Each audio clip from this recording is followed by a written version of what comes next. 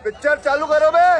एक हिंदुस्तान के मीडिया की तरफ से आवाज आई हो। मीडिया ने दिया, एक मिनट, किसने दिया? ठीक है, भड़ास निकाल लीजिए इस बात की।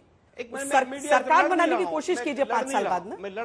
चैनल को सब्सक्राइब करो पहले, हाँ जल्दी करो। मुझे पता है कि आप लोग नहीं करते, वीडियो देखते हो लेकिन सब्सक्राइब नहीं करते। ये लाल कलर का बटन नहीं, इसे दबाओ, जल्दी दबाओ, जल्दी दबाओ, फिर मैं शुरू करूँ। दबा दो जल्दी, दबा दिया, घंटी भी दबा देना।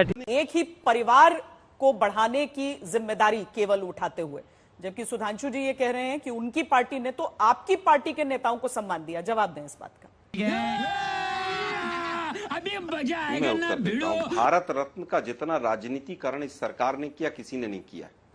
अभी चरण सिंह जी को भारत रत्न दिया क्योंकि 2 महीने 3 महीने चुनाव के लोकसभा के रह गए थे। 10 साल से पकौड़े तल रहे थे लोग। 10 साल से चरण सिंह जी का योगदान याद नहीं आया।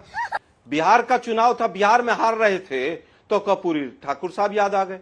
10 साल से याद नहीं है। 10 साल पहले उनका योगदान नहीं था, आज ही योगदान था।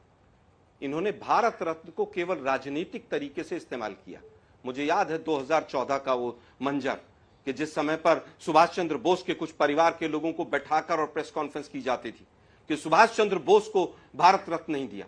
अरे भाई, उनके परिवार ने मना किया था कि हमें भारत रत्न नहीं चाहिए। अब मैं पूछना चाहता हूं, 10 साल हो गए, सुभाष चंद्र बोस को क्यों नहीं दिया आपने? क्या हो गया तुम्हें? क्यों नहीं बोल रहे हो? कुछ तो बोलो। किसी के पास जवाब है इस चीज का? कुछ चीजें ऐसी होती हैं जो पर्दे के पीछे होती हैं, लेकिन ये लोग उस चीज को समझते नहीं हैं। राजनीति के लिए भारत रत्न का उपयोग करना अगर किसी ने किया है तो वो बीजेपी की सरकार ने किया है, कांग्रेसियों को नहीं दिया है। अगर कांग्रेसियों को देने की इच्छा थी उनको तो पहले दे देते ना। 10 साल से क्या कर रहे थे आप? कर्पूरी ठाकुर जी हमारे नहीं थे, चरण सिंह जी हमारे नहीं थे, लेकिन 10 साल तक नहीं दिया क्योंकि चुनाव नहीं थे। अब जब हारने लगे तो आपने देना शुरू किया। अब वापस आता हूं मैं, आर्टिकल 370 के ऊपर जिस तरह से तांडव किया पूरे देश के अंदर इस सरकार ने, झूठ बोला कि हमने धारा 370 हटा दी। धारा 370 आर्टिकल 370 आज भी कॉन्स्टिट्यूशन का हिस्सा है। 2 बदलाव किए थे, एक वापस ले लिया। उसमें से 35A का जो बदलाव किया था, जिसकी बात सुधांशु जी अभी कर रहे थे, उसमें 15 साल का क्लॉज डाल दीजिए कि 15 साल का डोमिसाइल होगा तब आप प्रॉपर्टी वहां पर खरीद सकते हैं। इस तरह के 36 बदलाव हुए हैं, लेकिन इस तरह से वोट के लिए राजनीति आर्टिकल 370 को यूज करके किसी ने नहीं की। और यही कारण है कि 2014 के बाद से चुनाव नहीं करवा पा रहे हैं। यही कारण है कि 24 में चुनाव लड़ने से भी कश्मीर वैली से भाग गए। तो उसका सच तो सामने आ गया। इंदिरा जी ने पाकिस्तान के 2 टुकड़े किए थे। उन्होंने चाइना को क्लीन चिट नहीं दिया था। उन्होंने ये नहीं कहा था कि ना कोई घुसा है, ना कोई आया है, ना कोई गया है। ये कमजोर प्रधानमंत्री की निशानी थी। पुलवामा के ऊपर वोट इंदिरा गांधी ने नहीं मांगे थे। Indira Gandhi, Indira is India, India is Indira लोग कहते थे। आज देश के प्रधानमंत्री को कमजोर प्रधानमंत्री, अहंकारी प्रधानमंत्री और झूठा प्रधानमंत्री कहा जाता है। हमें भी दुख होता है। तुम्हें शर्म है? कुछ शर्म आया है? पुलवामा के ऊपर वोट मांगे और पुलवामा के शहीदों को आज तक शहीद का दर्जा नहीं मिला। ये लोग भी बात करेंगे जम्मू कश्मीर की शहादत की। ये कहते हैं सेक्युलर, सोशलिस्ट वर्ड जुड़ गया। क्या सेक्युलर देश नहीं होना चाहिए? और अगर होना चाहिए तो आपको आपत्ति क्या है? और अगर नहीं होना चाहिए तो बिल लाते, उसको हटवा देते। 10 साल से पकौड़े तल रही थी आपकी सरकार। ये सब चीजें उठाकर मैं बहुत देर से सोच रहा था कि हिंदू मुस्लिम करने की बात अभी तक नहीं आई। सहारनपुर पे पहुंच गए। सहारनपुर के व्यक्ति ने, जो सांसद बना है, उसने देश से माफी मांगी। हमारी पार्टी में नहीं थे जबकि उस समय पर वो माफी मांगी और सहारनपुर की जनता ने उनको जिताया और हिंदू मुस्लिम का जो आपका एजेंडा था उसको फेल किया। सहारनपुर की जनता उसमें विजयी रही है। फिर कहूंगा किसने क्या क्या कहा उस बात को छोड़ दीजिए। देश के प्रधानमंत्री ने जिस तरह की अभद्र भाषा का उपयोग किया है पूरे चुनाव में, मुजरे तक पहुंच गए। मुसलमानों को प्रॉपर्टी दे देंगे, भैंस खोल के दे देंगे और मंगलसूत्र दे देंगे। मुझे लगता है कि ऐसी मर्यादा और ऐसे एग्जाम्पल ना कभी इतिहास में रहे, ना कभी भविष्य में रहे।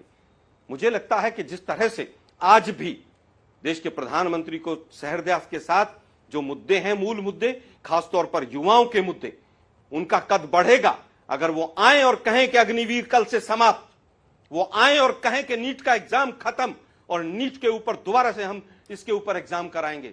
लेकिन दिक्कत यह है कि आरएसएस के तमाम लोग इस नीट के एग्जाम से जुड़े हुए हैं, वो हिम्मत नहीं कर पाएंगे। अब तो वैसे आरएसएस भी इनके खिलाफ मुखर होकर बोल रही है। देखिए कौन है एनटीए का चेयरमैन, कौन है? सीबीएसई की चेयरमैन कौन रही? एक लेडी कोई आईएएस कैडर, गुजरात कैडर की तो नहीं रही थी, पहले सीबीएसई एग्जाम लेता था ये। क्या तमाम जांच एजेंसियां जांच करेंगी? क्या ईडी एक बार भी नीट एग्जाम के लिए कहीं पर जाकर कहीं एक जगह छापेमारी करेगी?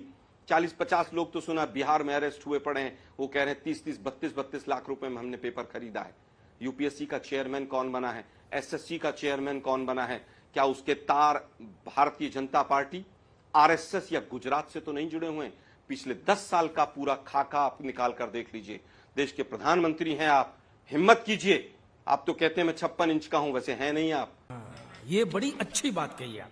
सीना आपका, आप आइए और कहिए नीट का एग्जाम कैंसिल और अग्निवीर योजना समाप्त। मैं कहूंगा कि युवा आपकी जय जयकार करेगा, लेकिन आप कर नहीं पाएंगे, क्योंकि आप केवल तुलना कर सकते हैं कपड़ों में पंडित नेहरू से और इंदिरा गांधी से। अरे बाप रे, ये तो धोती खोल रहा है। आपके जितने भी क्रियाकलाप हैं वो हिंदू मुस्लिम वाले हैं। सुधांशु भाई भी आखिर में हिंदू मुसलमान ले ही आए इस डिबेट के अंदर।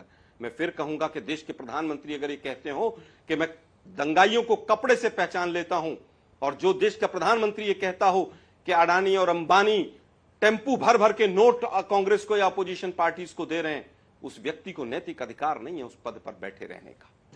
तो रुको जरा, सबर करो।